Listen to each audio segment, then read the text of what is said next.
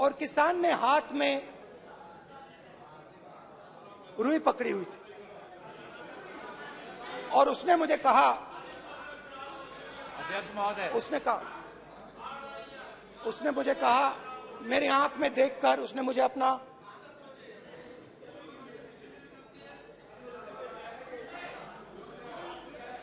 वो रुई का बंडल दिया और उसने कहा, राहुल जी,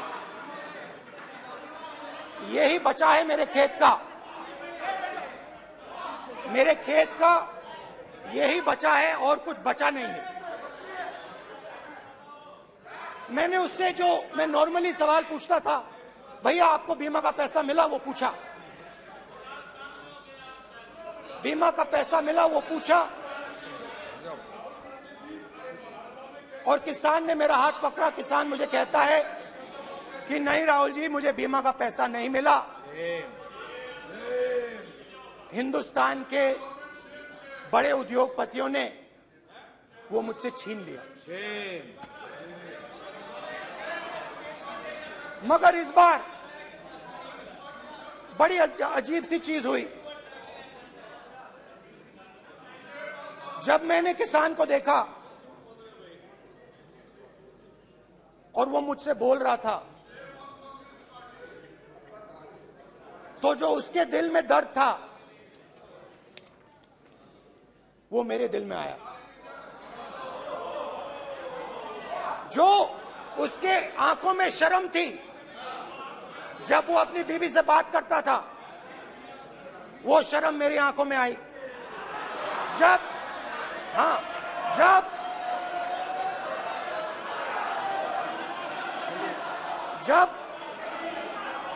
उसकी जो भूख थी वो मुझे समझ आई। और उसके बाद यात्रा बिल्कुल बदल गई।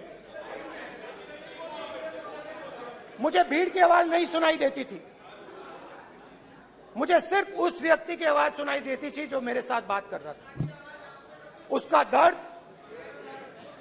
उसकी चोट, उसका दुख, मेरा दुख, मेरी चोट, मेरा दर्द बन गया। समझने की कोशिश करो।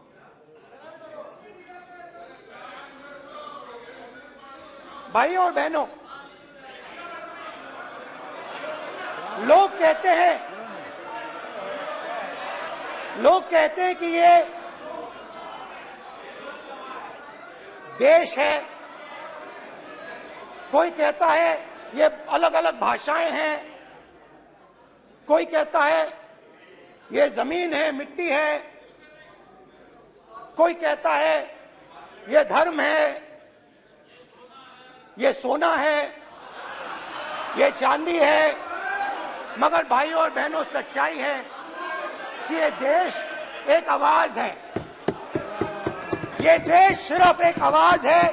ये देश, इस देश की लोगों की आवाज है। इस देश के लोगों का दर्द है, दुख है, कठिनाइयां हैं।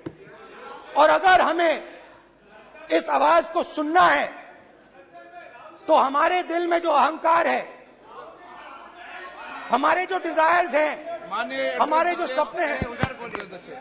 सपने हैं, उनको हमें परे करना पड़ेगा। जब हम अपने सपनों को परे करते हैं, तब हमें हिंदुस्तान की आवाज सुनाई देती है। तब तक हिंदुस्तान की आवाज हमें नहीं सुनाई देती। अब आप कहोगे ये बात मैंने नॉन कॉन्फिडेंस मोशन में क्यों रखी? इसका क्या मतलब है कि भारत एक आवाज है, भारत लोगों का दुख है, भारत लोगों का कष्ट है, मुश्किलें हैं।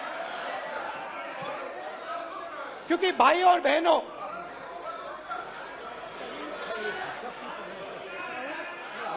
अध्यक्ष महोदय, अब पूरा सूद समेत जवाब तुमको मिलेगा, पूरा सूद समेत जवाब देंगे सर। फिर आप हमें मत रोकेगा सर। अध्यक्ष महोदय, फिर आप हमें मत रोकेगा सर। आप हमें मत रोकेगा फिर। आप हमें मत रोकेगा। आप हमें मत रोकेगा फिर। आप हमको मत रोकेगा सर। हम सब देख रहे हैं, सब सुन रहे हैं, आप हमको फिर मत रोकेगा sir. Sir, speaker sir, Bharat एक आवाज है।